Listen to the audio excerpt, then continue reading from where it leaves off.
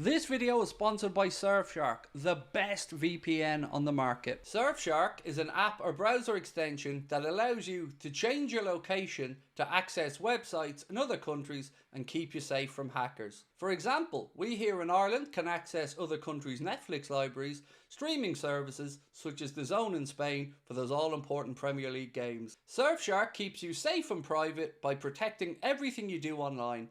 When your device connects to the internet, all that information is, in a way, blurred out. Surfshark is particularly useful for keeping you safe if you use public Wi-Fi, such as a college or a cafe. Surfshark allows you to use one subscription on unlimited devices, meaning that you can even share an account with friends and family. On top of this, Surfshark offers a 30-day money-back guarantee, so if you don't like it, you can even get your money back. Our sign-up offer gives you Surfshark VPN for just over €2 per month and up to 4 months free. Why not scan the QR code on screen or use the link in the description to take advantage of this offer. How are we, my friends? The weekend is officially here and you are very welcome along to Friday night's late night agenda. As we know, the Reds take on Everton in the Merseyside derby tomorrow. It is a 12:30 kickoff and we will be live from 11:30 AM to take you right through the game. You know, I hate these kickoff times. I do. I don't like the early starts, but it does mean we get to put out more content tomorrow. So we'll have a late night agenda tomorrow night and we'll be recording another episode of the Anfield Agenda podcast as well after the game. So tonight we're going to discuss the big myth that is out there around Florian Wirtz's start to Liverpool, and we're going to be telling you why some of the narratives around his performances are quite simply nonsense. We're going to give you some updates ahead of some rule changes in football. Yes, more of them. We'll talk about Arne Slot's pre-Everton press conference. We'll give you, well, our thoughts on the team selection. We'll give you some words from Pep Guardiola, who's trying to be sarcastic, but it's just coming across like a petty little bitch. And lots more over the next 90 minutes or so. I hope you all have a lovely weekend planned. And again, thank you for giving up some of your Friday to come and have a chat with me. Misty, how are we? Said, how are we, Craig? Hope you're good and excited for tomorrow. Besides the early start time, much love, my dude. I'm good, yeah, I'm good, Misty. Look, who doesn't look forward to a Merseyside derby? They're always interesting occasions, but I wish it wasn't the early kickoff time. But you know what? I'm not going to complain too much about it. We'll get through the day, and then again, we've got another couple of games coming up over the next week as well. Southampton on Tuesday night, and then Crystal Palace in what is our first 3 PM kickoff of the season next Saturday. The camera makes your shirt look like Void Vanta Black. I don't know what any of that means. So I don't know what a Void Vanta Black is. But look, I think the colour and everything is okay today. I was checking it before we went live. So fingers crossed. We'll keep an eye on the camera to make sure that the skin tone and the saturation levels are all as they should. I'm not giving up anything, Craig. It's a pleasure being here. How are we, Shay? Look, you're giving up some of your time, dude, to come and have a chat with me, and I appreciate it. It's Friday night. You could be doing anything, but you're here with me, and as Jay-Z said, I appreciate it. Right, so where to kick off tonight, folks? Where to kick off? Let's have a chat around Simeone, actually, shall we? Moby Hayek, who always puts out some great tweets, Moby tweeted something to say, Diego Simeone should try and listen to himself. And what he means by this is a tweet from Madrid Zone, where Simeone, after the game between Atletico and Real Madrid, went up to Courtois and, well, he wasn't happy with him. This is what he had to say. Courtois, if you provoke people, they get angry. You can celebrate the goal, but not looking at the stands and making gestures. Hypocrite much there, Diego Simeone? Hypocrite much? But then again, we knew he was just being salty after the defeat. And like I mentioned at the time, I absolutely loved every second of it. Let's talk about Hugo EKITIKE. He's had some lovely words to speak about Liverpool and, of course, the Liverpool fan base. He said, I didn't know the fan base of Liverpool was huge like that, but it's really good. I feel like they like me, so they show me a lot of love, and I just want to give back to them, which he started doing already. I think we'll all agree Hugo EKITIKE has had a very good start to his Liverpool career, and fingers crossed he can keep that going. I think he'll start tomorrow in the Merseyside derby, personally, and let me know if you're backing him to get on the score sheet. Right, let's talk about Real Madrid targets, because for once, they're talking about a centre-back that isn't Ibrahima Konate and isn't Saliba. This piece here coming out of Spain said that Real Madrid are interested in Tottenham Hotspur defender Mickey van de Ven, who Spurs value at about £70 million. Now, I don't think that Real Madrid are going to pay £70 million for a centre-back because, well, they know that they can get them cheaper. So we're going to move on to talk about Canade in a little bit, but there's also a story linking them with William Saliba, who they think is the better defender. More on that in a moment. Alexis McAllister has been speaking about Alexander Isak, and I think he said what we were all feeling over the summer about this transfer. He said, at the beginning, it was a big thing in the dressing room, and after we got a little bit tired of it because it went too long. We all know the player that he is, and going to be really important. We're really happy to have him here. I think we all understand where Maka was coming from there. It was a very long process in the summer, wasn't it, to get Isak in, but now he is a Liverpool player and we can look forward to banging in many goals. TOTT2KZ1, how are we? Another Adidas top for the collection, Craig. Sure, they've sponsored you by now. If not, we riot. Looking forward to the game tomorrow. Now, this is actually a top that I've had for ages. I just couldn't wear black tops too much with the old camera, Wayne, because I don't know what it was, but it just made my skin look like I was Casper the Friendly Ghost. So just happy to be able to wear one of the black Adidas t-shirts I've already had. But no, definitely not a new one, my man, not a new one. Although I did receive a new Liverpool Adidas top today in the post that I ordered a while ago. So, you know, it wasn't a day without some new arrivals, let's say that. Right, ladies and gents, I want to start off tonight's stream with a thank you and a welcome.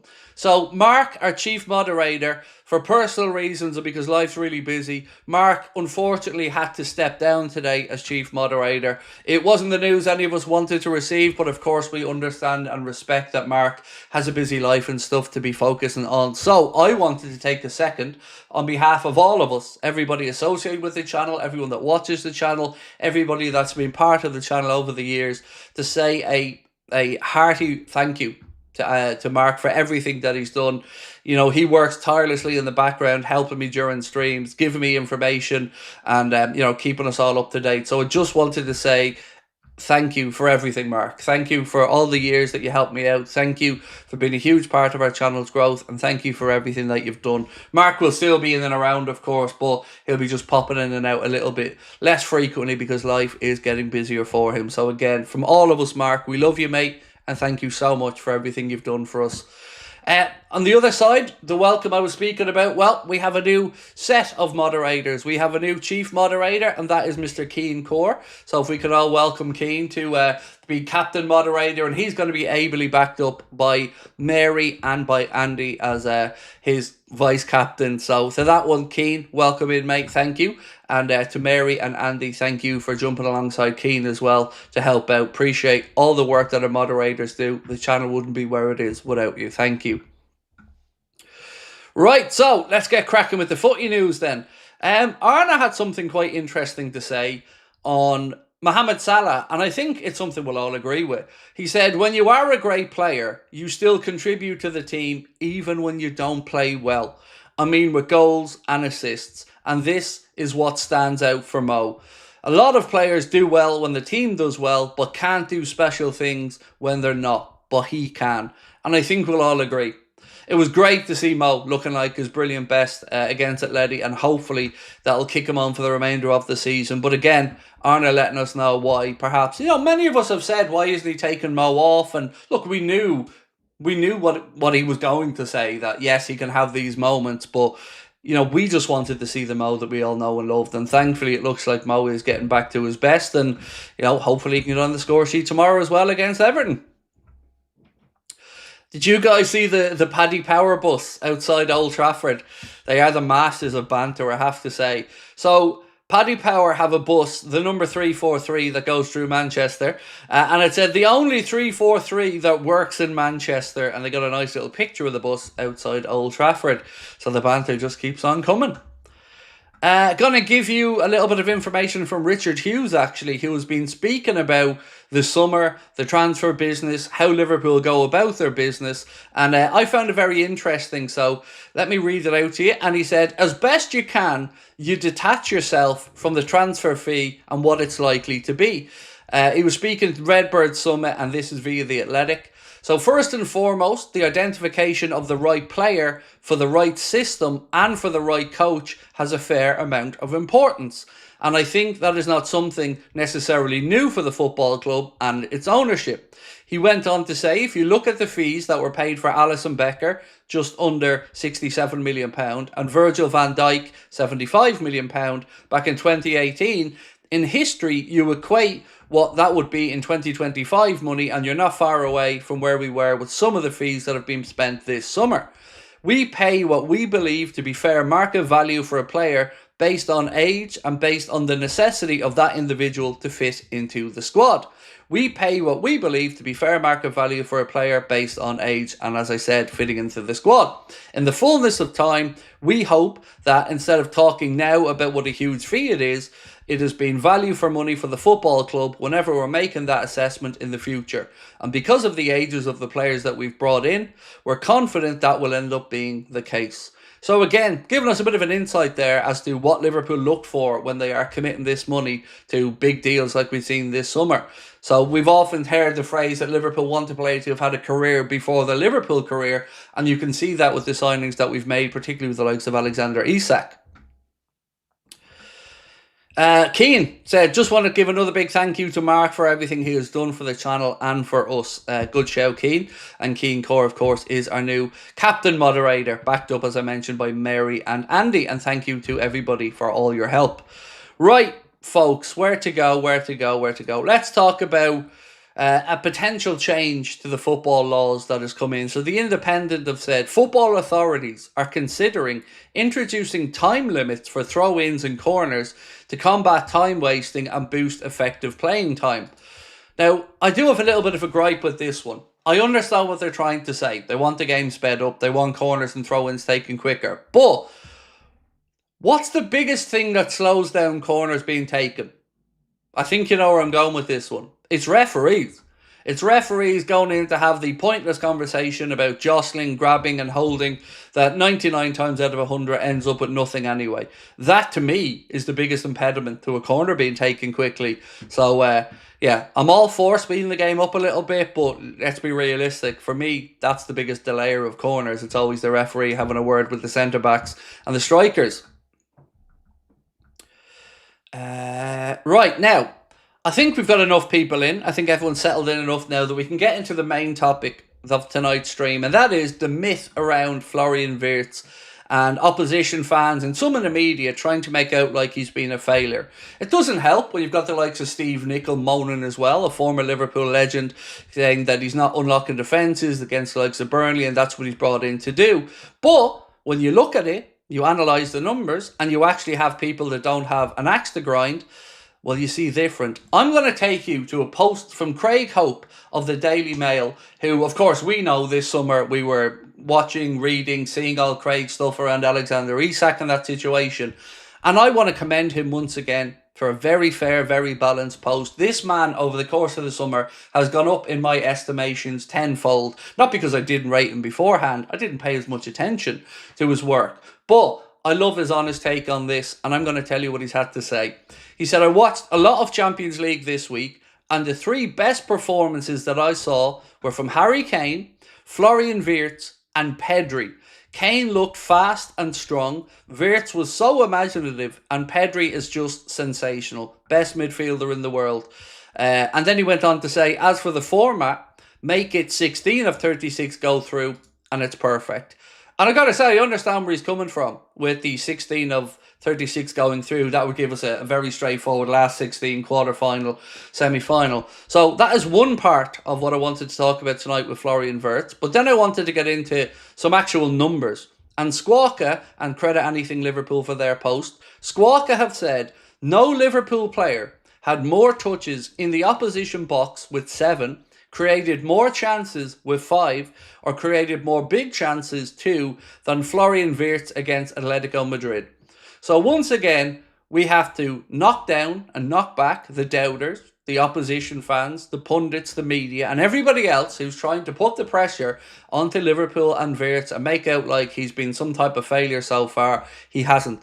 Quite simply, you're just not watching enough of him, or you're already watching the game with your mind made up. Anybody that has watched Florian Wirtz over his time at Liverpool so far will have seen progression game after game after game. And yes, he might not be back to his peak form of his Leverkusen days, but he'll get there. One thing everybody was saying to me after that Atletico Madrid game was, this is him arriving. This is Florian Wirtz starting to look like he's settling in and getting it. And remember, he's joined a new league, a new pace, a new physicality, new teammates, new passes, new system. So much to learn. But I'm glad Craig Houlden and others are starting to give him that credit. And of course, those numbers from Squawka, I think, don't hurt too much either. So we can knock this Florian Wirtz nonsense on the head that we're starting to see from some opposition clubs fans. The dude is here to stay. The dude is legit, and he's only going to get better and better and better. So, to kick us off tonight, that's what I wanted to ask you guys for the first poll of the night.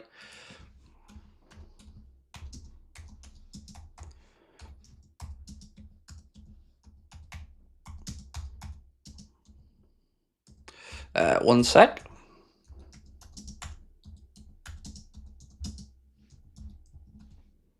Cool. So what I want to ask you is, do you think that Wirtz is improving game on game?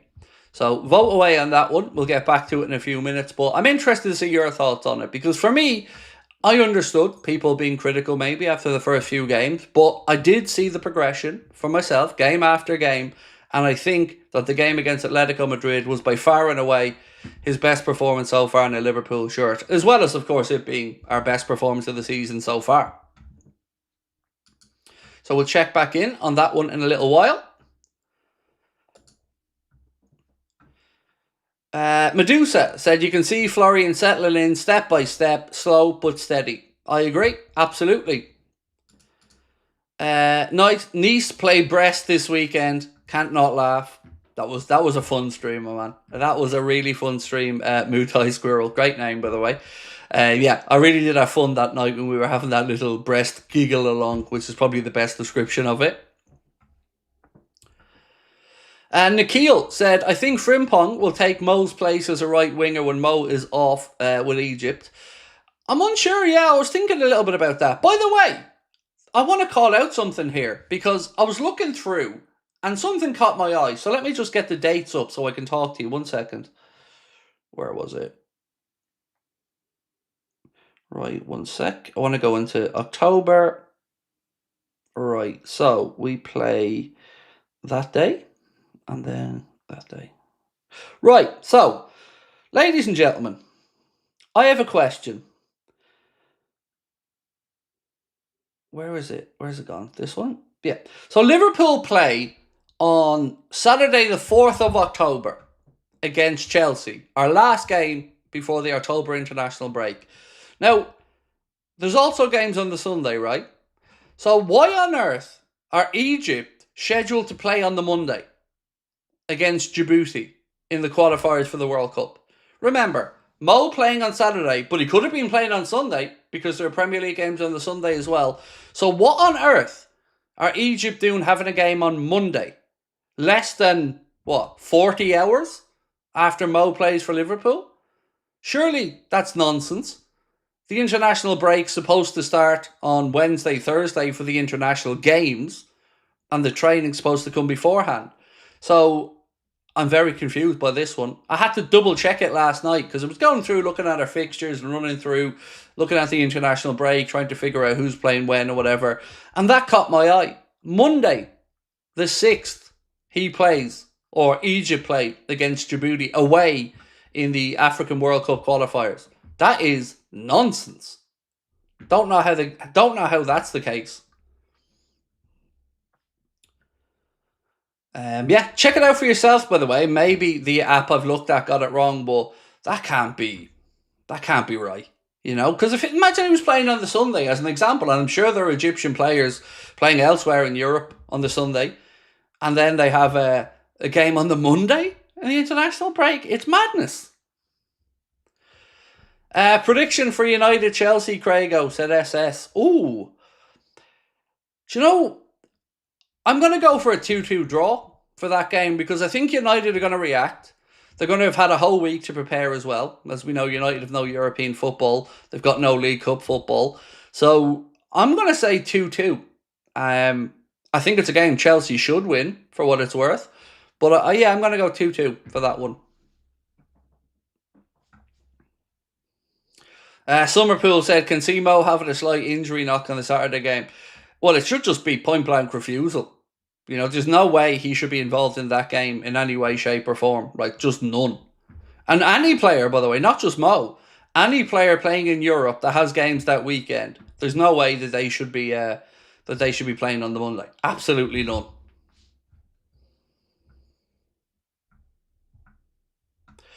How long do you think it'll take Man United to get back to winning ways? To start winning games of football, look, they'll pick up a few wins, Wendy. But to get back to actually being competitive for silverware, look, you can never rule out a team having a good cup run. It happens, you know. You've seen United in the past as well pick up cups maybe when their league form wasn't great. But to go and actually be a Premier League challenger or to be back in the Champions League, being competitive, properly competitive in it, it depends on the acquisitions they make. It depends if they stick with the coach and he's a bit more flexible. But honestly, 3 years, and I don't think I'm exaggerating with that one. You know, United right now are awful. And there's something at that club that just feels rotten. So, yeah, I'm going to say 3 years minimum. See, I really don't understand, Wendy, how Gary Neville, with his professional hat on, making his predictions, had Manchester United finishing in the Champions League positions. I don't understand it. I really just don't understand it. Because it couldn't have been based off anything other than blind loyalty. Because there's no way anybody else is putting them getting into the top 5. SS said, I agree as a United fan. And look, mate, I don't say that out of hatred. You know, the signings that United made for that front line, very good pieces of business. Now, they're going to take time to settle in. But Sesko, I said it before, I'll say it again. I think there's a real player in there. Cunha, if you can keep him rational and not reactive, a very, very good player in there. And we know about Brian Mbeumo. I said it before, man. I'd have had Brian Mbeumo at Liverpool. I think he's a really, really good player. Works his ass off and always chips in with his fair amount. There's just no balance in the team.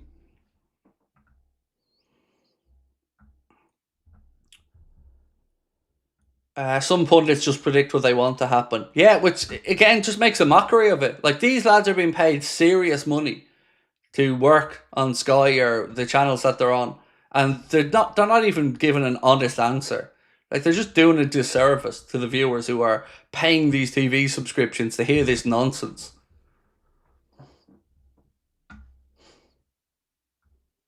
Ryan said, hello Craig, how's it going? I hope all is well, bro. Just want to say, if this is how we're playing and winning at the moment, I can't wait to see as one team properly clicks. They're going to be frightening. We're going to be brilliant, mate. And we got little glimpses of it against Athletic. Because I know that game was closer than it should have been. But we could have easily been out of sight. And some of the movements and some of the way we were carving them up through midfield, there was a really promising signs, Ryan. And I'm so excited, mate, to see what the rest of this season has in store. And hopefully we get a good performance tomorrow as well against Everton. Will ISAK start tomorrow? Well, I don't think so. You know, because if he starts, you're going to have to give him 45 to 60. Is he going to be able to do that after the turnaround on Wednesday? I don't know. I would feel more likely we'll see EKITIKE start and we'll see ISAK off the bench for maybe 20. The really interesting one for me, though, is going to be who plays on Tuesday. So we've got Curtis Jones back in the squad for the weekend, which is great. But I think he's probably going to be playing in that game midweek against Southampton to get his fitness up and to get back into a rhythm. Fully expect the likes of Namoa to start that game. Who he goes for the centre, maybe Jayden Danns, right hand side, Federico Chiesa probably. That's going to be an interesting team selection. Like, will the midfield be something like Bajcetic, Jones, Nioni, something like that for the Southampton game?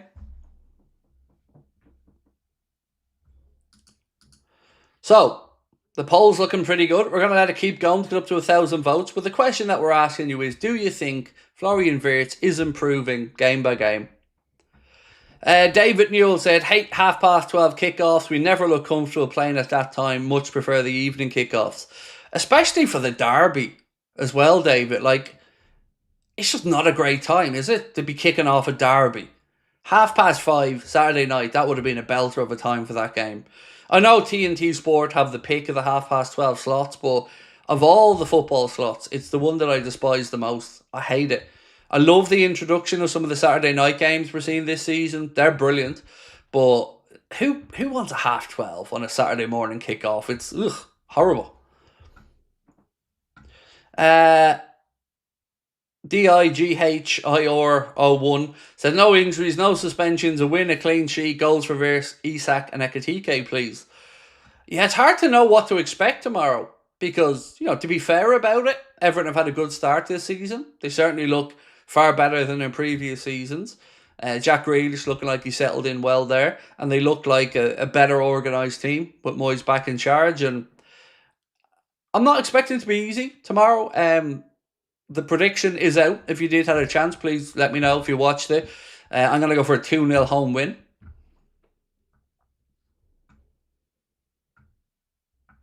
Donald said, in your opinion, how long do you think it'll take the team to really click?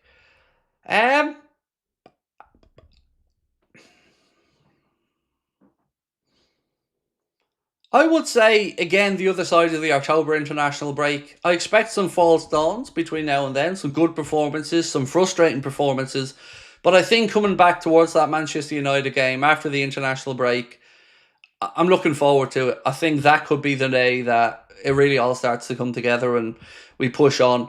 One thing that does fascinate me, though, is just the sheer options that Arna has right now and the way he can mix it up tactically, formationally. I just think he's got great options going forward, and I'm buzzing for the rest of the season. So what have we got now? We've got this game, then we've got Southampton, Crystal Palace, Galatasaray away, Chelsea, and then the international break. So we've 4 more games between now and the next international break.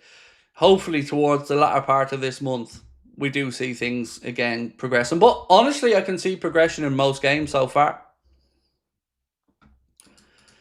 VI Joker said, evening all, I fancy a WIRTZ goal against Everton tomorrow. So in my prediction, I put WIRTZ left side of the attack. And it wasn't anything against Cody Gakpo. It wasn't that I want to drop Cody Gakpo. Genuinely looked at the team and I thought, I think if WIRTZ is left, EKITIKE centre, Salah right, and our midfield of Gravenberch, McAllister, Szoboszlai, I think that's the best way. Because Everton are probably going to be narrow. They're probably going to, again, try to give us wide areas and hope that they can deal with any crosses we put in. And I think having WIRTZ on the left-hand side would give us different avenues to attack them. So that's why, in my prediction, I went with WIRTZ on the left.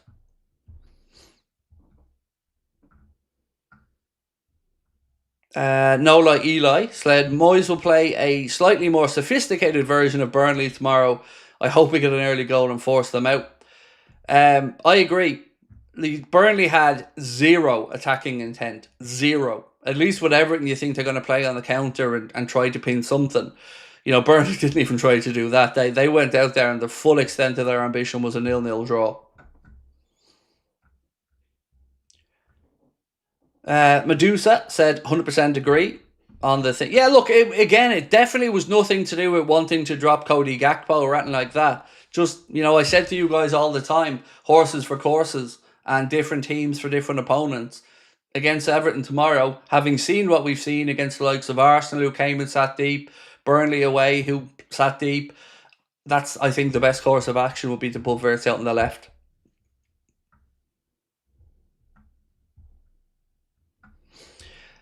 You don't want to go with a team that might possibly lose to Southampton like we did last season against Plymouth. Slot needs to go strong with them across all competitions.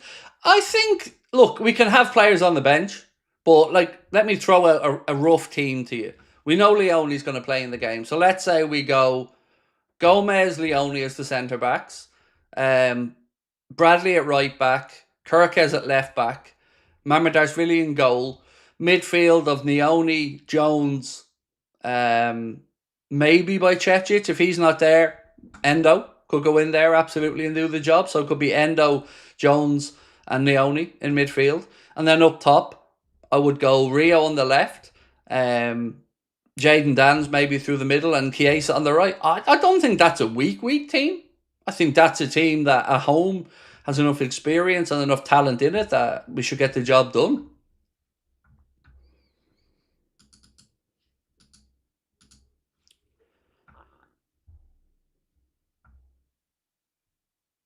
So, again, Fakahes are coming out with a story now, and I don't know if I believe this or not, but I'll read it out to you because it involves one of our players. They say that Andy Robertson is expected to leave Liverpool when his contract expires next summer and could agree a free transfer to Atletico Madrid. They went on to say they chased his signature the summer just gone. Did they chase his signature? Or did a certain somebody's brother start hawking Robbo around to everybody and Atletico Madrid were one of the ones he was trying to get a move for his player for? Either way, let's wait and see. I think Robbo has a future at the club still. Yes, Milos Kerkez has come in and gone forward long term. He will be probably the starter. But we know there'll be enough games. We know that Robbo's experience will be important as well. So I've said this season I think Andy Robertson's playing for a new contract and he's the vice captain of the football club. I don't know, maybe I'm deluded here, but I think we'll see Andy Robertson sign an extension. I don't have any information on that. I'm not trying to, drop an exclusive or anything, but I don't get the feeling that Andy Robertson's just going to up and leave, unless his minutes are really minimal throughout the season, fair enough. But right now, we've seen Arna play him against Atletico Madrid. He may start in the derby tomorrow, and I think Andy Robertson still has a big part to play.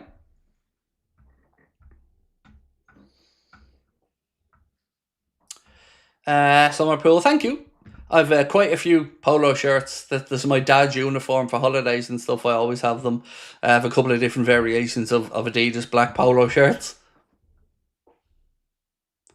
Daniel Robert said, "Hey Craig, buzzing for the game tomorrow. Snagged myself a £50 ticket, but agree that the time stinks. Gotta leave the house at 9ish. Ouch." Well, Chris is going to the game tomorrow as well, and Chris is having to leave his house at 5 a.m, I think, to get to the game tomorrow. So yeah, it's an early kickoff, an early start for a lot of people. 0000 or 00. Thank you so much, mate, for gifting 10 Anfield Agenda memberships. Absolute legend. Appreciate your support. Stargirl, how are we? Said, back from Kinsale, had a fantastic time. I agree with your team selection. WIRTZ could do a lot of damage on the left as he will have more space. Have you gotten over seeing that rat yet, though? You were telling me that you'd seen a mahoosive rat running across the road in front of you guys in Kinsale, but it's a beautiful part of Cork. Definitely not surprised you had a nice time. It is a gorgeous part of the country. Nola Eli said, NFL games regularly start at noon. Fans starting tailgating at 6 a.m. is truly mad. Yeah, look, no problem with that. I just don't think these times make for good games, or good atmospheres inside them. I can't speak to the NFL 12 p.m. games, but I certainly don't think 12:30 games in the Prem make for great, great atmospheres. I just don't.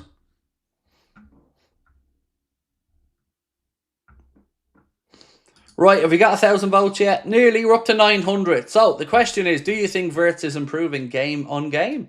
And right, I've got more stuff to go through, so bear with me. Shall we talk about Pep, the salty little man that he is? I love this because he's really shown his true colours now. And I've been waiting to have my say on this all day. So bear with me as I settle into a little rant on this. So there was a post that said, Guardiola in his purest form and brimming with irony. So the quote was, "A message to my friend Arteta. If he wins the Premier League, it will only be because of the money he spent, not because of his great work. The same applies to Slots Liverpool, doesn't it?" And what Pep, is trying to say there is that Manchester City didn't get credit and people said it was because of the money they spent. Here's the thing, Pep, that I think you're forgetting. It's the cheating, dude. It's the cheating. It's not that Liverpool spent money or Arteta spent money, because they spent money that those clubs genuinely generated and brought in and did it within the rules. Arteta doesn't have 130 charges hanging over his club.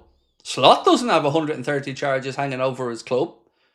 The difference is, everybody knows that Manchester City, to get to the point were there winning leagues and being able to justify all the money they spent, had to bend the rules, break the rules, and spit in the faces of the rest of the Premier League.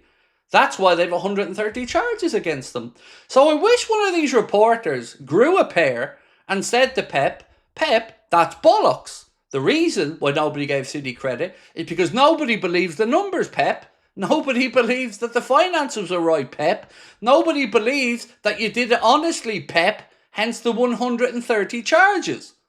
So, can these journalists please grow a pair and call the man out when he comes out with this nonsense? I know you all love to blow smoke up his backside, but for the love of God, he's trying to run down clubs that did it the right way, that built their clubs up, that generated the money through having actual worldwide fan bases and operating within the rules.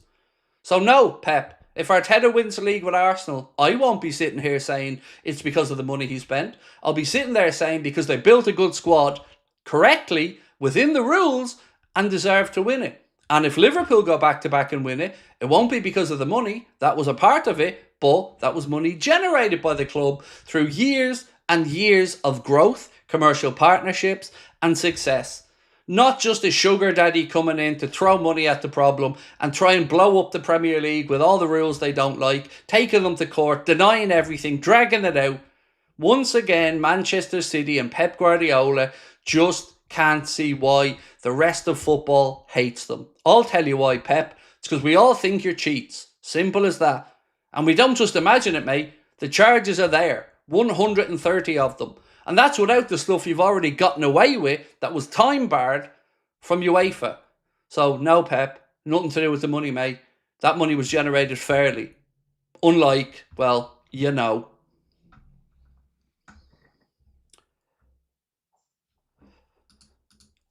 VI Jokers say, can you see Arna picking Robbo over Kirkes for the derby?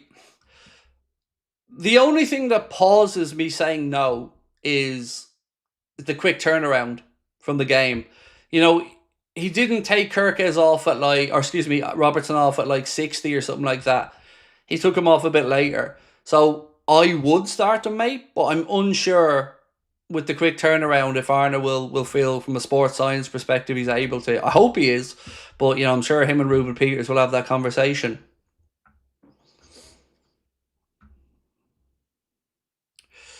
One sec.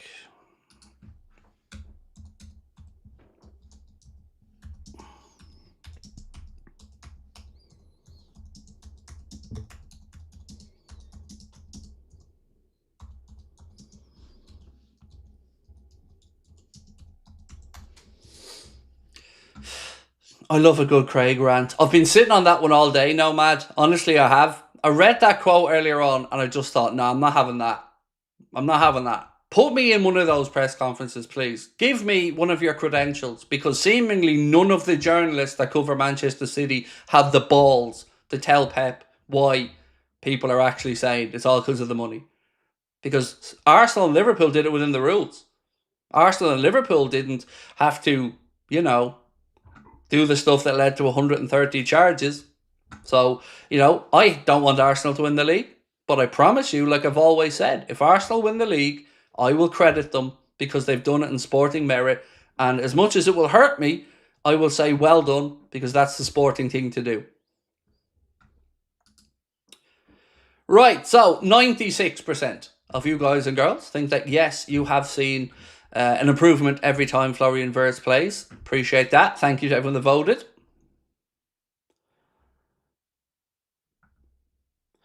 Afsal said, Craig, I love you. Thank you, sir. I appreciate your support. Craig, did you hear what that clown Crook said on TalkSport today? EKITIKE would likely have signed for Newcastle if he'd known ISAK was coming to Liverpool. So Julian Laurent said something similar. I think he said something like he doesn't think EKITIKE would have signed. Look, I don't know.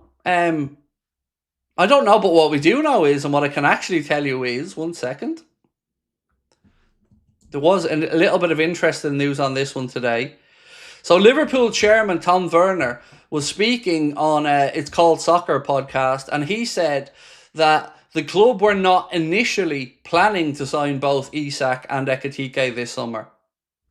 So we ended up with both, which is great. But again, all this probably comes down to Newcastle yet again being... Well, I don't know what to call them, to be honest with you, because I don't want to insult Newcastle as a football club, but everybody and their dog knew that if Newcastle did not sell us ISAK, we were going to sign EKITIKE. It was clear. So why didn't Newcastle just cop on and say, right, we may lose ISAK, or at least it's going to be a big headache. Here we have an opportunity perhaps to sign Ugo EKITIKE. So let's do that. Let's say to Liverpool, right, we'll have a conversation around ISAK, but step away from EKITIKE. Most clubs probably would have done that. Common sense would have done that. But they didn't, and they thought they were hilarious. Ha ha ha, we'll have both. Ha ha ha, you'll get none of them. How's that feeling now, Geordies? How's that feeling now with your Volkmada and Visa? Meanwhile, we're sitting here with EKITIKE absolutely balls out loving life. So how did that work out for you? For me, I love it. Let them be salty. Let Alex Crook or whoever else on TalkSport be salty. Because at the end of the day, they're both Liverpool players. And I love it. Welcome to the football club, gents. And welcome to a lot of success.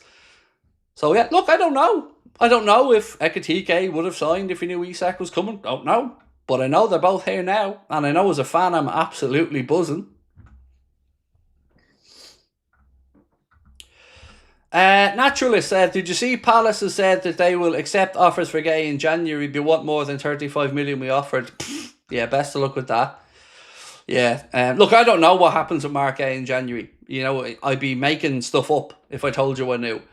But the idea that somebody's going to come in and one, pay a fee more than what we were going to pay, and two, that Mark Gay would agree to it, is fanciful. Because ultimately, let's remember why Mark Gay didn't go. Oliver Glasner said they needed a Premier League quality centre-back or the season was going to be a write-off. So what happens halfway through the season then? If the manager suddenly gets rid of the player, are they suddenly going to be able to find a Premier League centre-back that they couldn't find in the whole summer transfer window? And also, do they think that Mark Gay is just going to go, oh, okay then, you want to sell me somewhere else? Nah, fuck you, Parish. I'm off to Liverpool. I agree to deal with them. You pull the plug, you cost yourself 35 million, I'll be off there next summer, TTFN. That's how I see this one planning. But, you know, let's wait and see.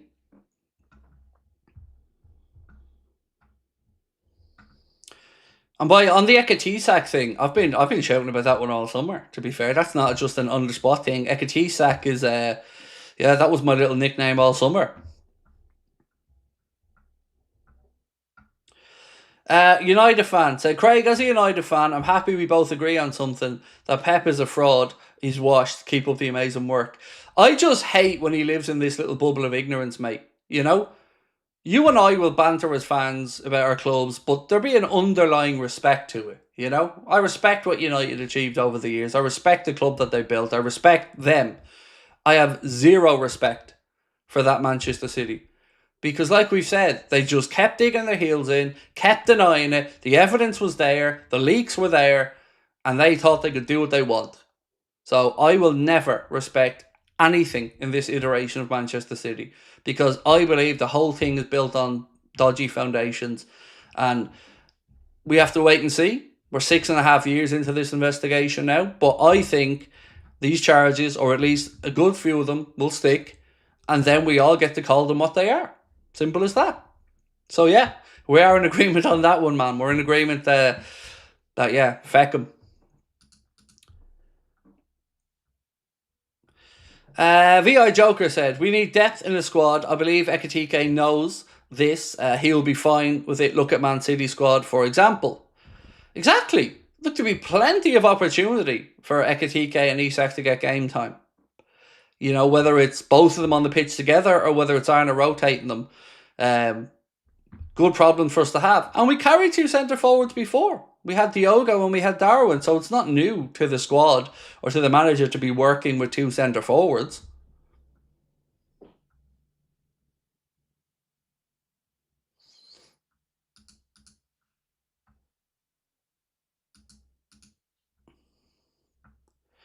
Sorry, one sec.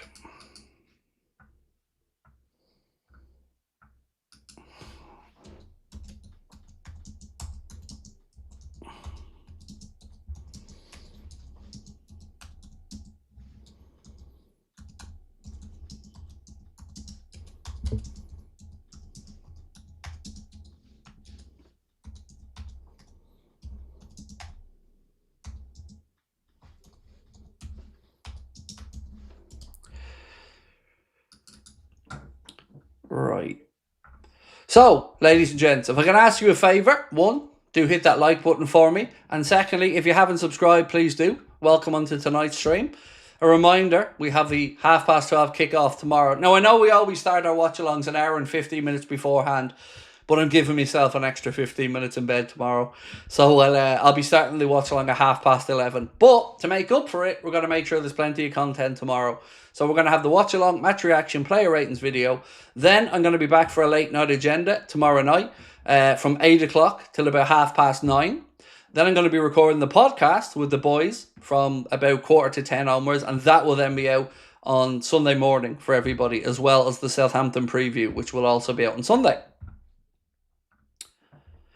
Jasper said there's 60 plus games possible per season. No player who's as good as EKITIKE will worry about being dropped, especially after ISAK's injury record. Look, there's plenty of game time there for them, absolutely. And the whole point for us was that we were able to build out a squad that was able to compete across all the competitions, and that's exactly what we're doing.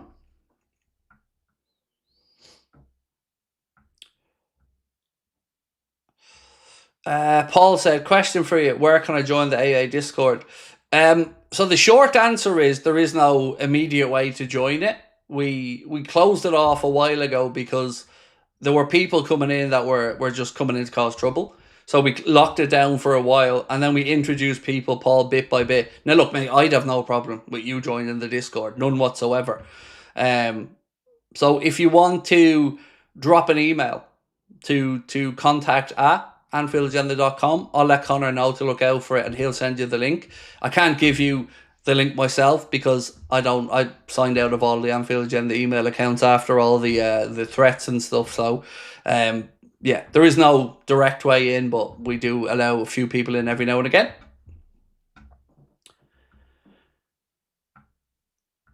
Giannis, how are you, sir? I see the club situation differently. City fans and the YouTubers are reasonable. Yes, they should have never gotten to that position, but that's not our issue. It's the authorities. So I know some really sound, like Steve McInerney, sound fella, really good City fan, great content creator, nothing but respect for the man. Get on well with him.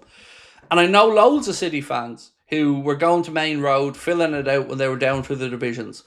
But what I keep saying to you is I have no respect for this iteration of City. I don't talk about their fans. I don't disrespect their fans online. I talk about Manchester City and Pep Guardiola burying their heads in the sand and telling the rest of us that what we've seen with our own eyes isn't happening. That is what I'm talking about, Giannis. So I've no respect for them. None. Zero. As a club and him as a manager of it, none. The fans, like I said, absolutely. The fans didn't cause it. But there are some fans who love to jeer on about it and, say, well, we can do what we want, blah, blah, blah. But it's not all of them, like you said. And Stephen McInerney and a few others are sound fans.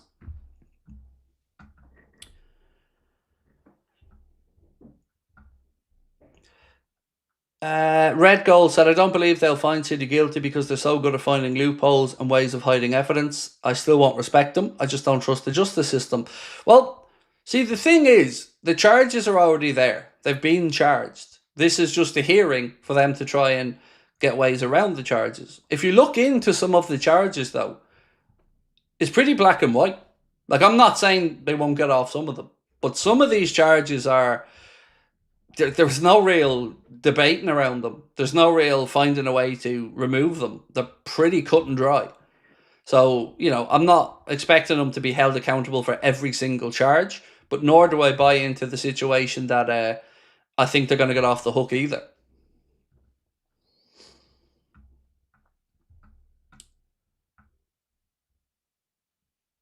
Have you seen in the November TV matches that there'll be more 8 p.m. games on Saturday? It's a good thing for the league. Anthony, I love it, mate. I love it. There've been a few at the start of the season. Our one against Newcastle. I know it was Monday, but wow, the 8 p.m. kickoffs, and they just made for great games. I understand, of course, that, let's say you were travelling from Newcastle down to Bournemouth, or Bournemouth to Newcastle, or something like that on a Saturday with a 10 p.m. finish time, and public transport links are not there. So, I understand that as well. I really, really do. But from a TV fan watching perspective, I love it. I love the idea of a Saturday 8 p.m. game. It should be there. Should be. It's great. I love it. More of that. And I'm glad that there are more of them coming up.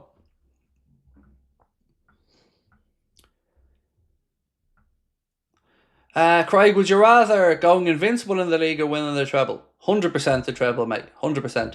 So, Raz, I've said this a few times. Maybe you agree with me, mate. Maybe you don't. But I view Manchester City's 100 plus points as being a bigger achievement than Arsenal's invincible season.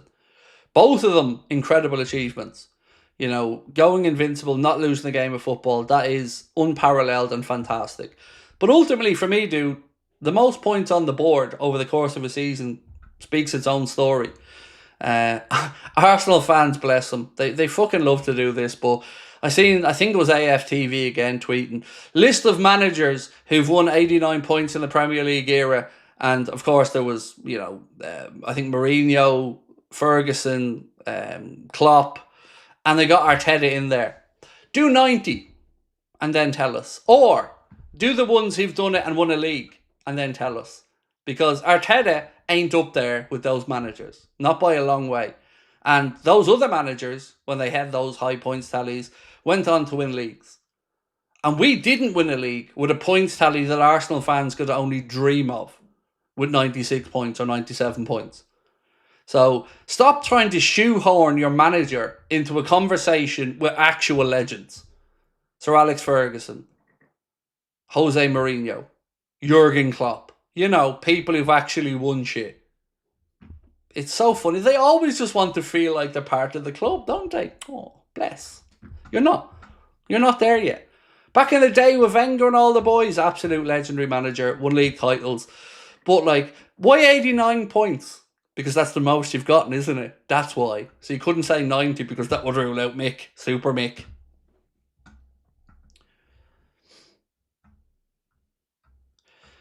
Raz said, I agree, the treble's an amazing achievement, shows how good the team is. Absolutely. As 3 trophies as well, at the end of the day. 3 trophies is 3 trophies. But still, if you offered me 101 points or an invincible season, I'm taking the 101 points. Honestly, I don't know if people would agree with that one. Actually, do you know what? That's a good poll idea. That's a good poll idea. So,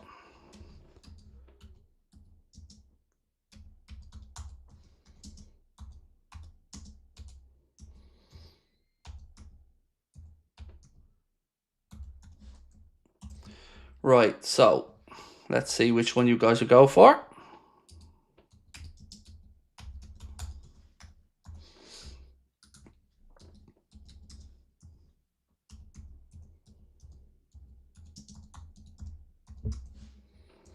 So, would you take a 101 points plus season or an invincible season? Which one, if they were on offer right now for you, would you take?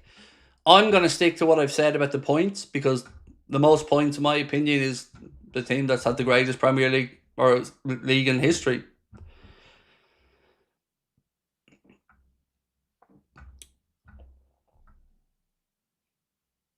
Craig, what if Madrid or Barca try and take the piss and sign Mark A to take him away from Liverpool?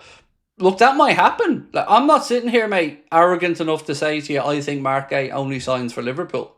I truly don't know what happens there. But I think the idea of Steve Parish thinking he's going to get more than 35 million for Mark A in January and sell him to a club that maybe Mark A is not 100% sold on, I just don't think that's going to happen because... And Mark Gay has said himself before, he doesn't really want to move mid-season in a World Cup year. So I don't know what's going to happen there. And if Real Madrid, Barcelona, look, they should be interested in him because he's a top centre-back. But Yeah, I hope that Liverpool, of course, haven't done some of the groundwork there with him, and him having met Liverpool staff, done his medical. I hope that they shook hands and said, "Look, we'll see you next summer."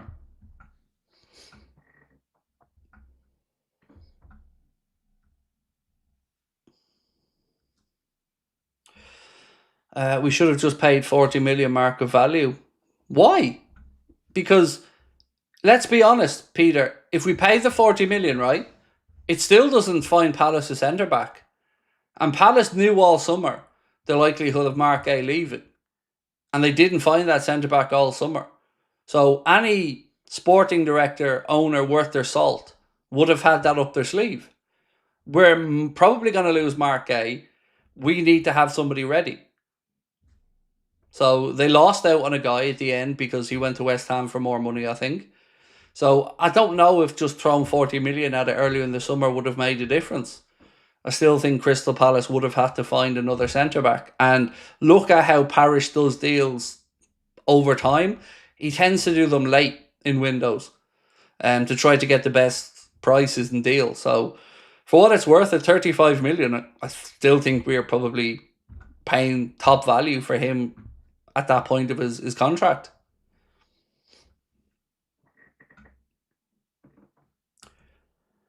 Medusa. So, Craig, have you heard the news about FIFA merging September and October international breaks into one slightly larger window? Yeah, we spoke about it the other day. Brilliant idea. Now, I'd like them to go a step further, Medusa, and throw in the November one. Let's say delay the start of the season by a month. Give a manager 6 games in a month for the international manager in the month of September to do, or in August, or let's say in August. So start the international calendar mid-August and give them a month. Let them play their 6 international games, which they play usually over the course of the 3 international breaks in that month, and then let the Premier League or the La Liga and all the other leagues just kick off uninterrupted until March time. But either way, it's definitely a good start. I agree. It's a good start, and I think it runs from the 21st of September to the 6th of October, if my memory's right. But yeah, definitely a good start.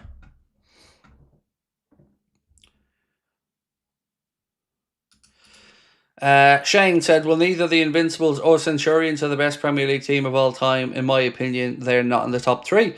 Well, for me, mate, Manchester City's team with the most points is. And I would say that if it was United who've done it, if it was Liverpool who'd done it, if it's Chelsea who'd done it, that's just the way I look at it, mate.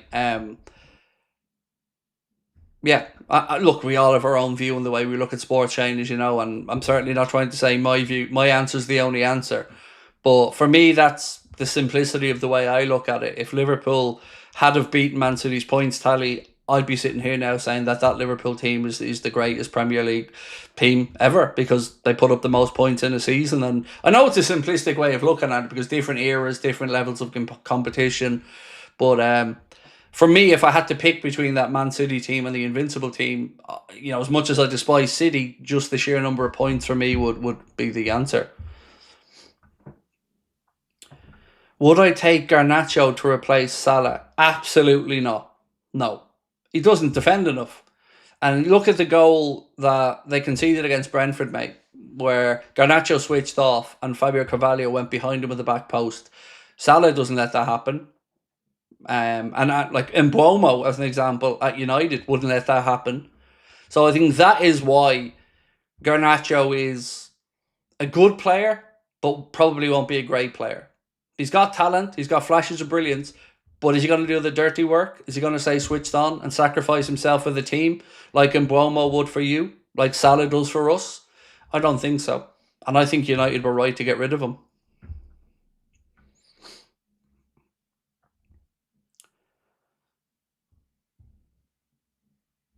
Crimbo, how are we, dude? So proud of you, bro. Do you like me man cave? I can barely see it in the picture, but I'm already jealous. I'm already jealous, my man. So the builder rang us today. He's supposed to be coming again tomorrow. So I'm hoping when I sit here talking to you guys on Sunday night that we'll be able to tell you that we've signed off on the office build and that it's finally going to get going. So I treated myself to something today, and I love memorabilia, right? I tell you guys all the time. Well, it being my birthday month, And the fact that I've been saving up a little bit of money for a long time, 50 quid here, 50 quid there, and some of the betting wins, I treated myself to something I know I'll never regret buying today. I bought a signed Messi Argentina shirt in a frame, which is going to be coming my way soon, and I will show you when it arrives. Also, and I'll talk about this more, the company that I bought it from, we got chatting a little bit, and they're going to be giving us some stuff to give away to you guys as well. We're in talks for one particular item at the minute, which I can't talk about just yet. But yeah, so I treated myself to that. Because it's something I know I'll always have. I've got a signed Maradona shirt, I've a signed Pele shirt, and I've always wanted a Messi one. I got myself a Maca Argentina signed one last month. And yeah, this time I decided to get that Messi one, and I can't wait.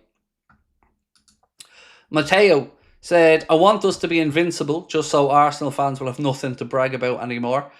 Their invincible will still be better, though, Matteo, in their eyes. You know them, mate. You know them. I mean, we're the first ones, so we're the best ones. Yeah. But look, it doesn't matter what ever happens. Arsenal will never admit anybody are better than them at anything ever. It could be a game of tiddlywinks and they'd be convinced that they're the best tiddlywinks team in the world.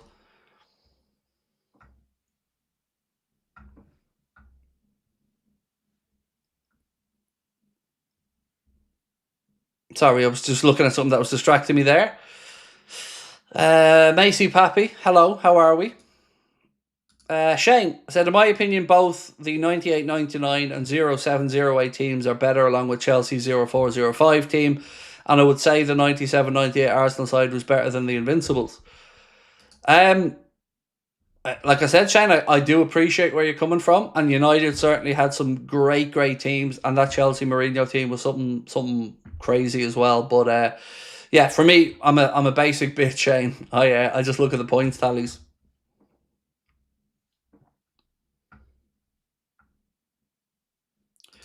It's my son's birthday tomorrow. Can we get a whoop whoop to under? Of course, whoop whoop. Happy birthday, young man. Wishing you nothing but the best, and hopefully we can get a win against Everton on your birthday as well. Hope Daddy spoils you rotten. I'm sure you deserve it. But either way, happy birthday, my friend, and much love.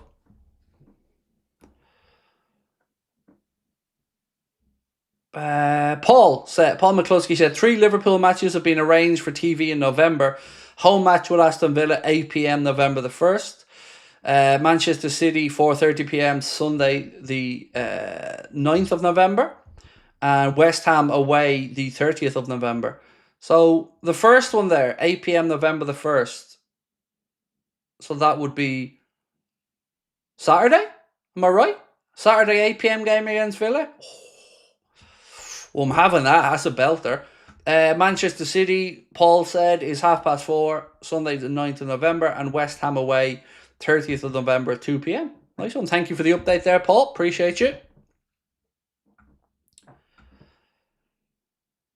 Mark Lilly said, what's your thoughts on people saying we're riding our luck by scoring late in games? Luck or just desire mentality to win a game? Thoughts? Just there is some truth to it. Like I think even us as Liverpool fans would say we've kind of ridden our luck to win games late on occasion. There is no accident to it. There's definitely a mentality behind it, and I think probably the best example of that is probably the Atletico Madrid game, actually, because we raced into a 2-goal lead, had periods of dominance. Atleti came back in, played well, got themselves 2 goals, and even though we didn't have to, we still went up there, pushed to get the win, and got it. So there's definitely no coincidence or accident to it. But I would prefer if we didn't have to do that, and maybe we stopped conceding some silly goals after going 2-0 up, like we did against Bournemouth, like we did against Newcastle, of course, like we did against Atleti. Roger Rabbit said, thoughts on resting Cody tomorrow? Well, when I did my preview, mate, earlier on, I put WIRTZ on the left-hand side. Again, not because of wanting to drop Cody, just because I think it's the best course of action for the game. Right, so, if you haven't voted yet, what we're asking you is 101 points or invincible. Which one would you have? The highest points tally for the Premier League era or an invincible season? Which one would you think would be a better result? So, of all the games we've come back late and won this season, the only one I will admit that I'd given up on was Burnley. I had a feeling we could do it against Atleti. Newcastle, again, had a feeling there that it was possible, but that Burnley game just felt like one where I didn't think we were going to find that breakthrough. So that was the one that I have to say I'd given up on. I can't lie, I did. I thought we were taking a draw that day.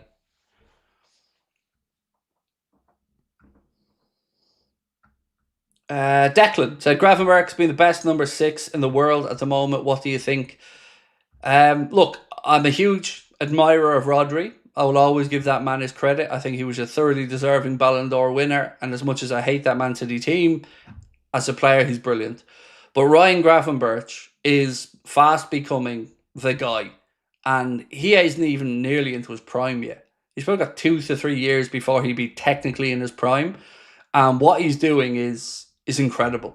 So I don't know if he's the best in the world at it yet, but he's well on his way to doing it. And right now, he's been an incredible performer for us and an absolute bargain at the 40 million we paid for him.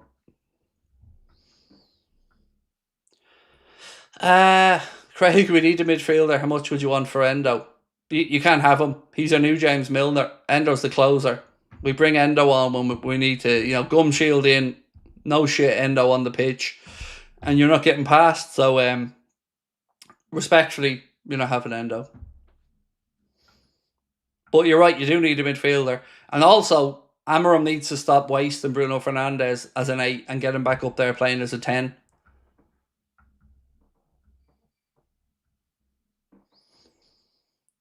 Clappo said £100 on Gomez with the winner tomorrow. No, come on, man. I'm not believing you still go 100 quid on a Gomez winner or even on a Gomez goal. I bet you he was sitting on the bench when Andy Robertson got the goal against Atletico Madrid going, why can't that happen to me? Why can't Salah rifle a free kick at my legs?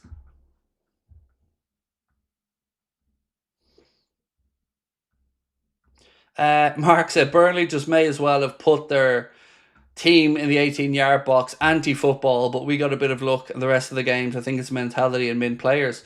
Yeah, look, we definitely got a bit of luck, and it was a mistake, obviously, from Hannibal when he turned and lifted his arm up, but yeah, it was so anti-football. I hated it. Like, you're not going to stay up in the Premier League by getting scaldy draws. You got to have some ambition. And like I said, they had zero. I remember, I think the only shot they had was in the first 3 minutes. They had an attack and they had a shot from outside the 18-yard box that went over Alisson's crossbar. Other than that, they gave nothing of themselves going forward. Zero.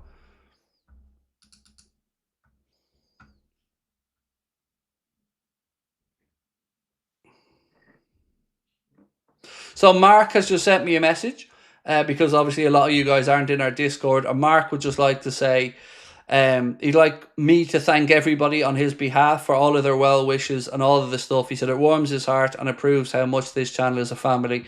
And he said thank you to you all. And again, I want to reiterate from myself, from Connor, from all of us, thank you to Mark for everything that he's done. I totally understand that he has personal stuff that needs his attention, and family and personal stuff always comes first. But he has he's been a huge part of what we've done here on the channel, and again from all of us, and I know the chat as well. Thank you, Mark, for everything you've done. And Keane has big shoes to step into, along with Mary and Andy. And again, Mark just wanted to pass on his gratitude to you all for the kind wishes.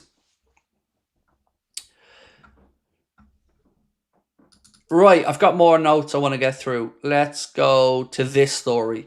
So, this piece here from the boy Hotspur said Tottenham are ready to double Mickey van de Ven's wages with a new contract to fend off the interest from Real Madrid, Chelsea and Liverpool.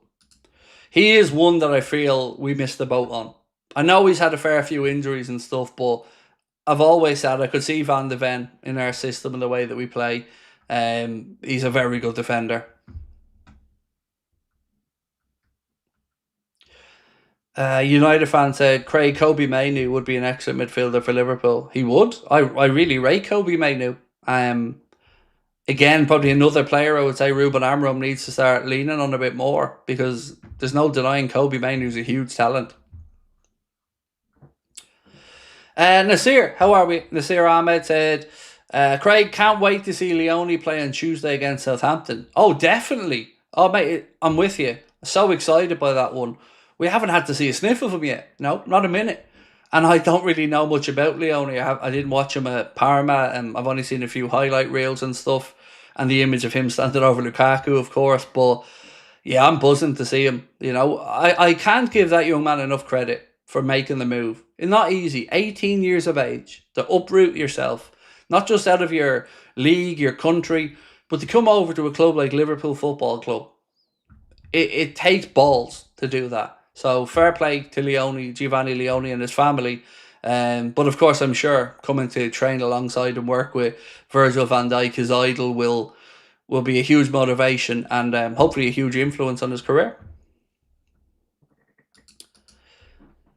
VI Joker said, I said the other day, late goals to win, who wouldn't take it all day long, so LFC haters go away. Exactly. We all love it. Arsenal fans love to talk about being set piece FC and have a bit of banter with that, and that's fine. We can be late goal FC or slottage time. Do you think Rio will get time tomorrow? Time, perhaps. Start? No, I don't think he starts the game. I think he'll start on Tuesday, but he might get some minutes tomorrow. Who's showing the Southampton game? Sky. It's on Sky. Yeah, sorry, I'm 90% Nasir. It's on Sky.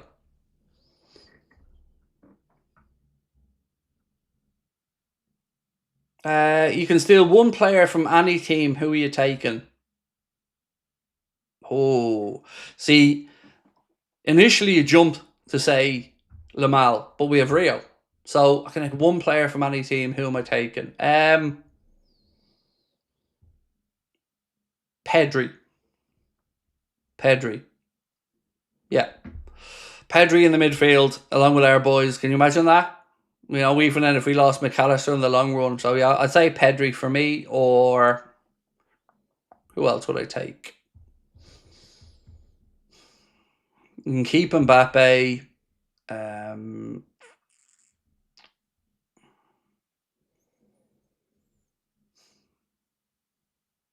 That Dowman kid looks good as well at Arsenal. He does.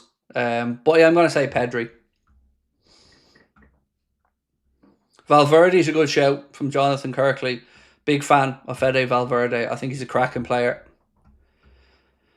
Joseph said the City Centurions would hammer the Invincibles. I think so. I think they'd beat them as well, Joseph. I don't know about hammer, but I think they beat them. What's the best Merseyside derby of all time in your opinion? Oh, God. Oh, mate, I have a memory like a goldfish. I'm going to tell you the one that's been my favourite, Ibrahim, and that's the one where Origi scored the late goal, where Van Dijk sliced the shot, bounced on the top of the crossbar, fell down, Divock scored it, Klopp runs on the pitch, chest bumps Alisson, Everton fans are losing their mind, I'm losing my mind in the watch-along. Yeah, that was incredible. I'd love to revisit that moment. That was awesome. Then Mane as well with a late winner. That was another one. I think it was around Christmas time as well, if I'm not mistaken. That was another great one. There's been many. And before my time as well, there was probably many great ones.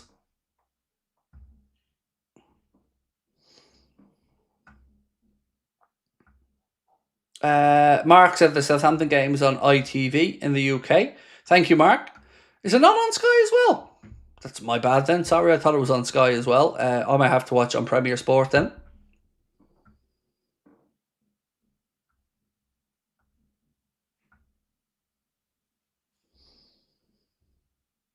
Gary Mack's goal, unforgettable. That was brilliant, Paul. My favourite part about that, though, was that he pinched about 15 yards, maybe 10, 15 yards. And I think that got us Champions League football that season, if I'm not mistaken, as well. I loved Gary Mack when he was at Liverpool. And to this day, even Steven Gerrard talks about what a big influence McAllister was on his career. Oh, Sky and ITV are showing the match. Ah, that's a bit of a weird one, isn't it? A terrestrial TV showing and on Sky. Well, look, either way, I'll be watching it one way or the other here with you guys, so.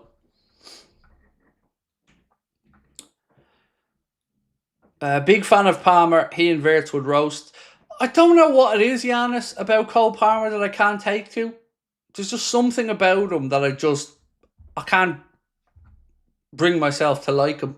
I don't know what it is. He's not done that on me, but he's a talented player. There's no denying that. Yeah, he is. I still can't believe City let him go. Nasir said, Craig, if Arsenal lose to Manchester City on Sunday, are they out of the title race? No. But the other way around, yes. So 6 points I don't think is an unsurmountable lead. Or insurmountable lead, sorry. But 9 points, if City lose, they're out of the title race. Because it's not just 9 points, it would be 9 points from 15 they've dropped. So losing more than half of the games they've played. So yeah, for me, if Arsenal lose it, no, they're not out of the title race, but it'd certainly give us a nice little boost. But if City lose, that's it for them. I know others are going to say, stop Craig, it's too early.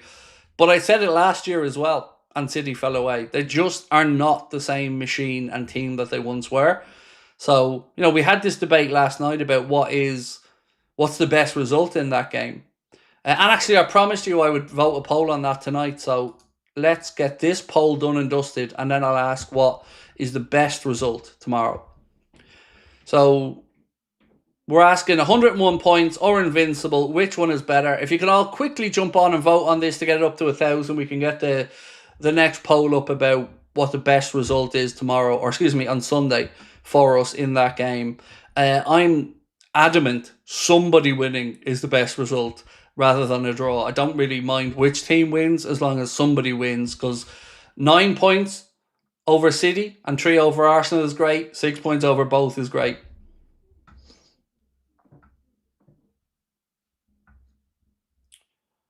So yeah, I'm intrigued to see which way you guys think is the best result for it. So we'll get this up to 1,000 votes and then we will crack on with that one. Right, let's get back into the news for a little bit, because there was other bits and pieces I wanted to get to. Where was it? Mohamed Salah has been speaking about the favourites for the Premier League, and this is what Mo had to say. Of course, everybody tries to catch up and everybody tries to win the Premier League. Because I've been here in the Premier League for 8 or 9 years now, I would say the same teams. I would always say City will be there, Arsenal will be there, and Chelsea would have a good chance. I think there are 3 teams that I would think are going to fight until the end with us. Of course, everybody tries to win it, but the Premier League is a long competition. It's not just about 5 or 6 games. You need your full squad to help you during the season.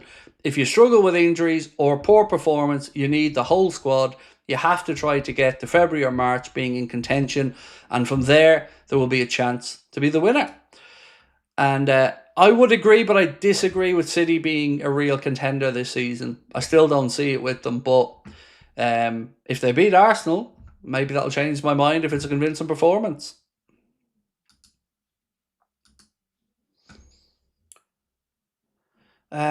Craig, why the assumption that you'll beat Everton? So when did I assume we'd beat Everton? At what point did I say to you, I assume we're going to beat Everton?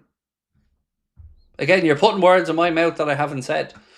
Now, of course, I think we're going to win as a Liverpool fan, but I've never sat here and said when we beat Everton. I think I've said multiple times, if we win, we can sit back with our feet up on Sunday and watch that game. So, again, don't put words in my mouth that I haven't said. Andre said, it's best mathematically if it's a draw or City win, because Arsenal are real better form, but I always want City to lose since I don't respect them. Marco said, Grealish is making me nervous, but I think we'll get the job done. Look, let's not forget what Grealish is. £100 million flop.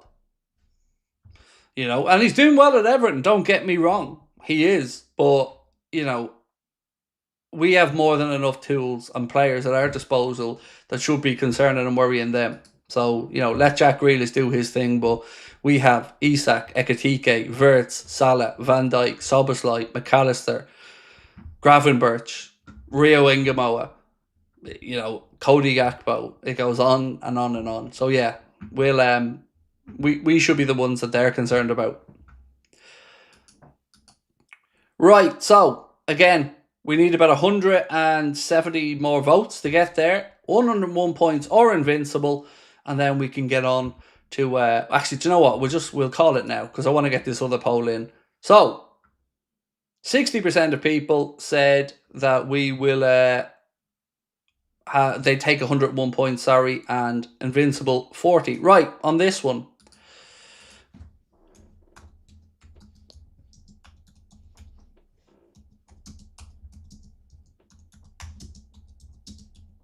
Okay, 1 second.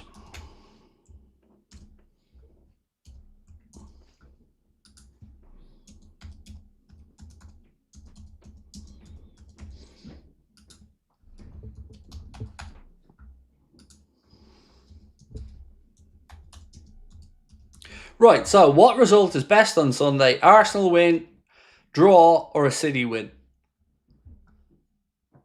And we'll revisit that before we finish up.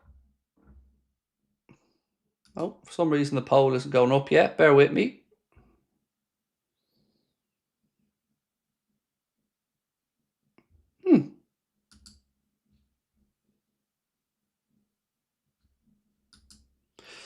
I don't know why, but this poll isn't working for me yet.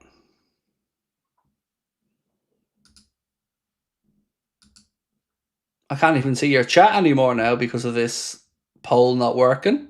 So I'm going to have to go into the other system. That's mad.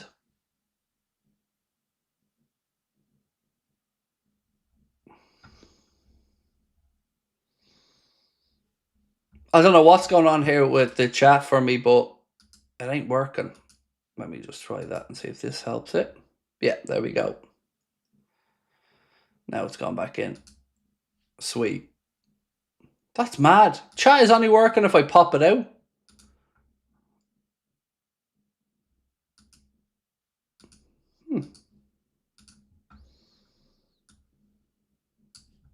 Try it this way and see if it works then. Right.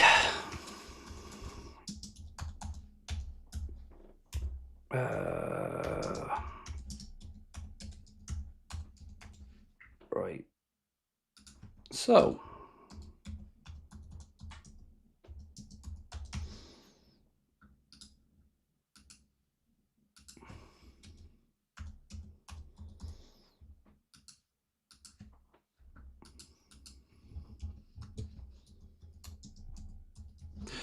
Hopefully this time it works.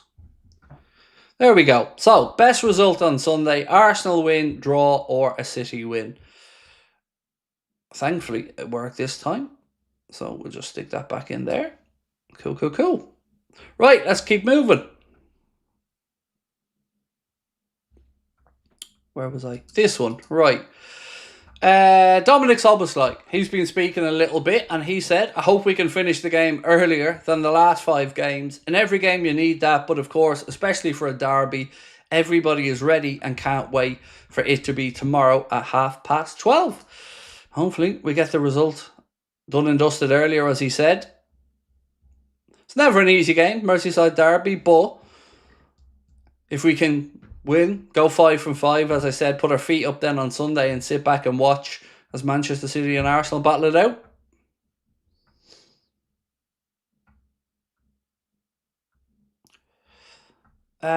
Fred said, Craig, honestly, we're so glad, like me, to have seen Newcastle being beaten by Barca. Look, I normally, in all honesty, Fred, I like to see the English clubs doing okay in Europe because it helps with the coefficient, it helps for the league, but I really have mixed feelings about Newcastle, Fred, because up until this summer, I had nothing but kind things and kind words to say about the club and their fans. But the way this summer went and the animosity that was thrown, particularly towards me by a lot of them for merely just having an opinion, it kind of, rubbed me up the wrong way. But it's never not a good thing to see a club play the likes of Barcelona, any English team. And I'm sure, although they didn't win the game, it'll be a night that many of those Newcastle fans will remember. I think it was 20, 25 years, something like that, since the last time they played Barcelona in the Champions League. So I didn't give it much thought, Fred, to be honest with you, but I certainly wasn't fist pumping that they were beaten. I think I had a little bit of a laugh about it on the stream last night as they were losing, but as I said, ultimately, I used to really like the Geordies, and, you know, this summer just took some of the sheen and gloss off that. Naturalist said, sorry, can't wish Newcastle well after the way their fans go out like us crazy, calling us names for no good reason. Yeah, it was weird. Like, yeah, it was just weird. The whole summer was weird. The whole narrative was weird. The misplaced anger was weird. You know, for me, if Newcastle fans wanted to be angry at anyone, it should be their own board for not giving Eddie Howe the backing. And I don't mean backing financially. I mean with the ability of a proper sporting director in there to get the players he needed and get them moving that summer. So that's who I think they should be unhappy with. I get that they're unhappy with ISAK, but they went too far with it, in my opinion. And they seem to have nothing to say for Visa, who did the same thing to go to their club. What advice would I be giving Kirkes? Just a little less rash in the challenge. You don't want to take the energy out of his game. You don't want to take the aggression out of his game.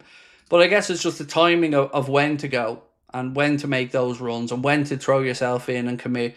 And that's why I think it's such an important season, Ash, that he works with Andy Robertson this season and really learns as much as he can from him.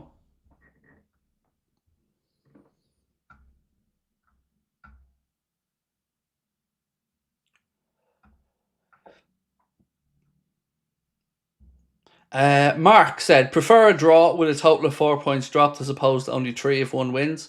Yeah, I get it. But for me, as I said, mate, I just like the idea of either City being completely out of the title race already with 9 points down, or Arsenal being 6 back from us if we beat Everton. Now, of course, we need to do our part tomorrow, and a Merseyside derby is never a straightforward thing.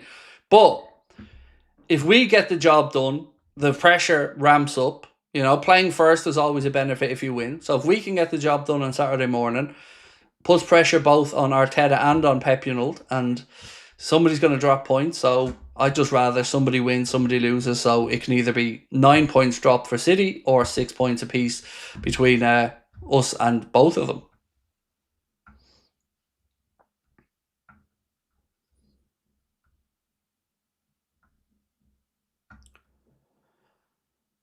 Robbo's aggressive, said no like Eli, but he's tempered aggression. It's just experience as well. You know, we knew what Milos Kerkez was when we brought him in, and it was always going to be that he was, I won't say a rough diamond, but there were parts that needs to be coached, as any fullback at his age should. You know, the raw ingredients are incredible, the energy levels are incredible. He's Premier League experience, but you know, it is a step up to come to Liverpool from Bournemouth, and with that comes some added pressure and of course some big nights like Champions League games, and it will come from. I have no concerns about Kirkes. I thought against Arsenal he was brilliant.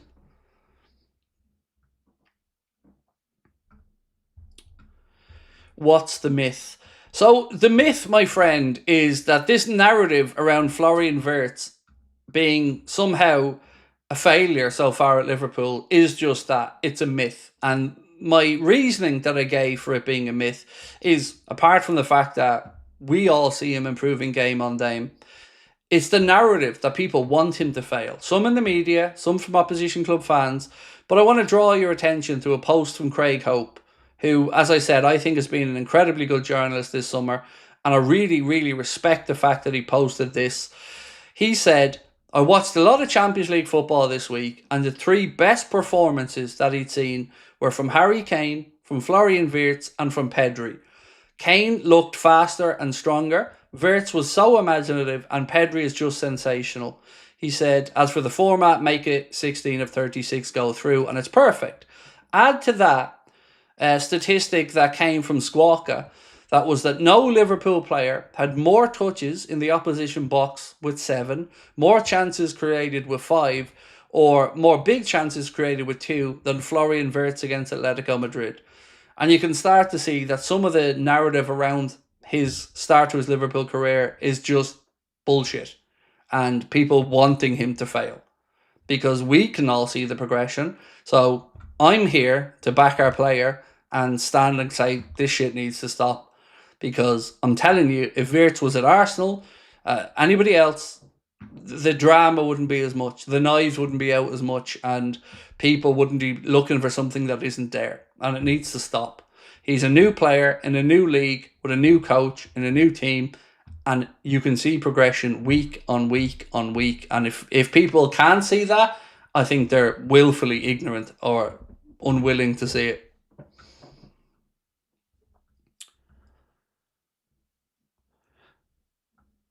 Paul Owen said, it's killing me they want him to fail. Why? Fear. It comes down to fear, mate, in my opinion. You know, they want him to fail because they know if he doesn't, wow, what a player. So yeah, that's it. Look, if it was the other way around and he'd signed for Arsenal, I'd be shitting myself. I would. And I'd be trying to undermine him as well in that way. But it's my job here to call out the crap when I see it. And I just hate this narrative around him that he's somehow failing. Steve Nicol didn't help with it as well, running his mouth over on ESPN. Yeah, the numbers and his performances are improving.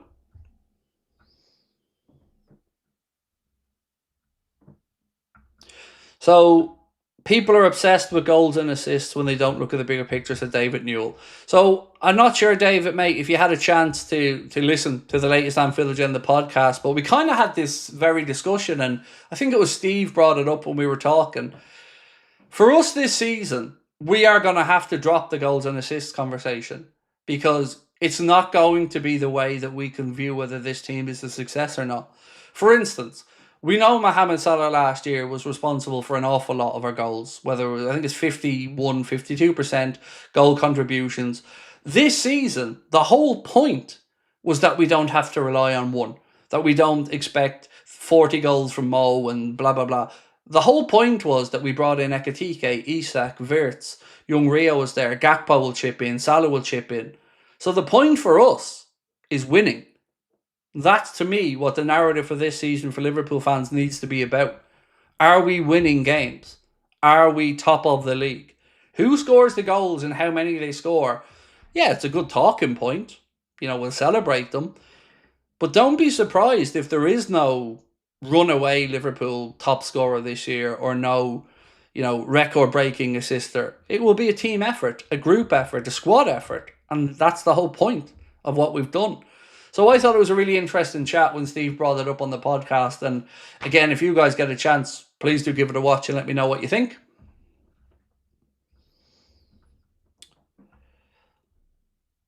L Boogie One said, I can't stand Steve Nicol here on ESPN. He makes me wonder if he ever played for your club. It's weird, dude, isn't it? Because look, as a player for Liverpool, Steve Nicol's career speaks for itself. But he just seems to be a rent-a-mouth for ESPN and comes out with, I don't know if he's paid to just be sensationalist, but he doesn't half talk a lot of crap. And, he's gone on about Wirtz was supposed to be the one breaking down that Burnley defence. Well, as Arne said, when they've 11 men in their own penalty area and they've given us nothing centrally, what is he going to create? You can't run through 11. So unless a shot's deflected or there's a pinpoint cross that somebody gets a head on or a worldy free kick, it was going to be difficult to break them down. And Nicol should know that as a former player. Chris, how are we, sir? Said, hey Craig, hope you're well, mate. Kirkes reminds me so much of when Alberto Moreno joined. Just seems he's trying too hard, but he'll come good. Yeah, he definitely is trying too hard. I think that's a very good way to put it, Chris. He's overly eager. But he'll get there. I would say he's a much better player than Alberto Moreno, but I do like the comparison. I get where you're coming from. And that's why I think it's so important that he has Andy Robertson there with him this season to help him and to coach him through.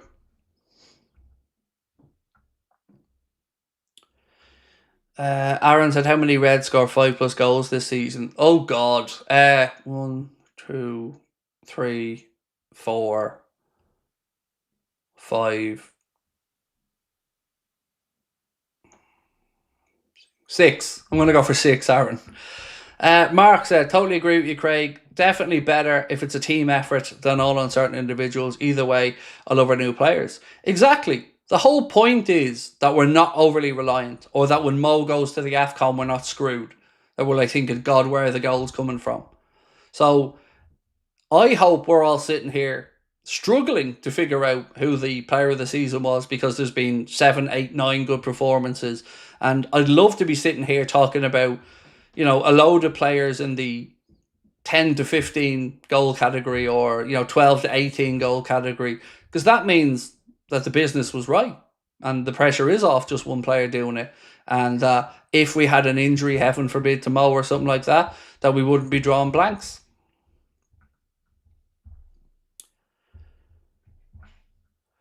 Craig, do you think if Ruben Amorim was sacked, Southgate would relegate us? No. It wouldn't be the right decision to bring Southgate in, not at all. You know, it's one thing managing England and being a yes man for the FA, but I don't think he'd be the right character there. Glasner was an interesting one. I'd seen his name linked with United. Somebody like Simeone, and I've been spitting fire about the man because he's a petulant little brat that can't take what he was giving out.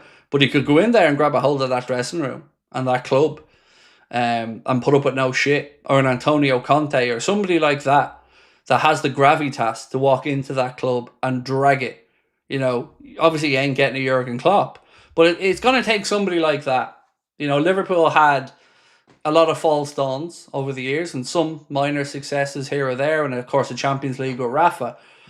But it's going to take somebody big to grab that club and take it out of where it's at now and bring it back to where it wants to be. And it's going to take time. I think United fans would do their nutting if Southgate was manager. It's just... You'd be bored stiff, mate. United, you know, the way United play over the years is a good attacking brand of football, but God no, Southgate wouldn't be the guy. Colette Bowen, thank you, Colette, for joining Anfield Agenda FC. Appreciate you.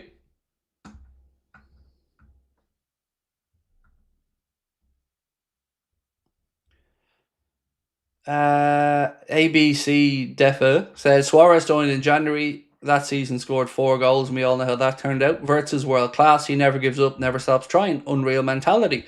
Even look at Dominic Szoboszlai, mate. You know, even last year there were people saying that he should be dropped, or he wasn't doing it. It takes time for some people to settle in. Now we're all talking about Dom as undroppable and one of, if not our best performer so far this season.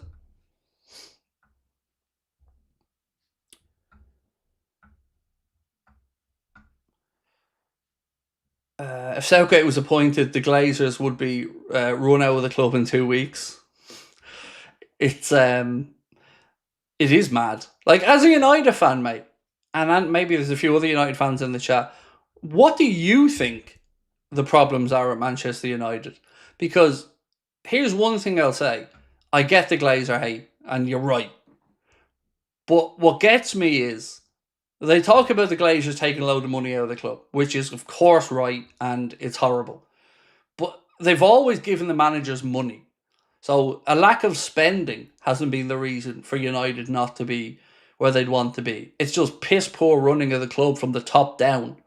I don't know if it's arrogance from the success that they had, or, you know, maybe Fergie was doing it all and, you know, David Gill there with him at that time.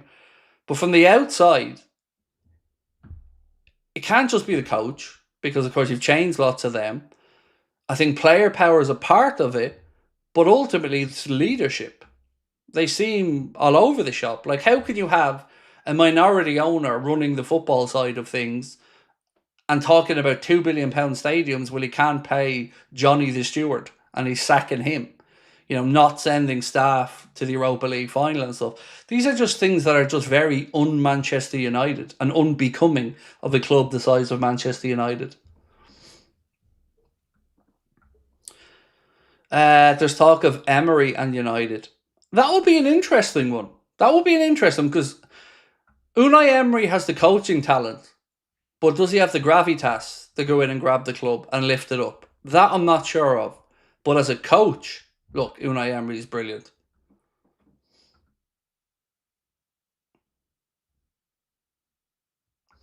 Raging Caden said, I hate it when I realise the stream's about to end. It's like a good movie's about to finish and you just don't want to. That's so kind if you do. Thank you. Yeah, it is going to end in a minute or so, as you reckon, because we've obviously got an early start tomorrow. So there won't be a news video or coming out tonight, because we need that notification for the watch along tomorrow. But we will be kicking that watch along off from 11:30 in the morning. Right, what have we got here? I think EKITIKE would run it up the left with ISAK down the middle and WIRTZ Alexis behind them. I'm interested to see, Ash, how EKITIKE is utilised over the season. Tomorrow, I would be going with WIRTZ left, EKITIKE centre, Salah right to start the game, personally, but I'm interested to see. Too many Maradonas at Man United, said Colin Owens. Yeah, there definitely is a lot of ego or a lot of downing tools in the dressing room because of different managers over the years. Who are your top three for the Champions League? Liverpool, Paris Saint-Germain, and probably Arsenal. I think they should be spoken about as at least top 5 favourites for it. I don't think Real Madrid are going to do it this year. I think, again, there's too much turmoil there. Barca, perhaps, of course. You can never rule out Barca. I still feel like they're probably on the periphery of it, but I think they're beatable. So, yeah, I would say Liverpool, Paris Saint-Germain, Arsenal / Barcelona, somewhere around that.